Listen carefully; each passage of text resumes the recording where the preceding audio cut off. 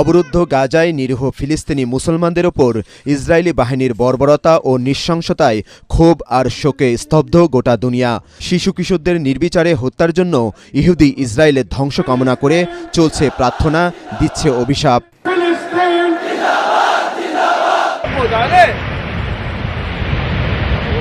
গাজায় ইসরায়েলি বাহিনীর তাণ্ডবে ফিলিস্তিনিদের রক্ষায় কেউ এগিয়ে না এলেও প্রকৃতির খেলা শুরু হয়েছে ইসরায়েল জুড়ে। গেল কয়েকদিন ধরে ভয়াবহ দাবানলে পুড়ছে ইসরায়েলের দখল করা পবিত্র জেরুজালেম এবং আশপাশের এলাকা, যা ভয়ঙ্কর রূপ ধারণ করে ধেয়ে আসছে রাজধানী তেল আবিবের দিকে।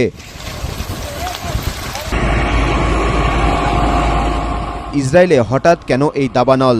ইসলামী চিন্তাবিদরা বলছেন, ইহুদি বাহিনীর বর্বরতায় প্রাণ হারানো নিষ্পাপ শিশু কিশোরদের অভিশাপের আগুন লেগেছে ইসরায়েল।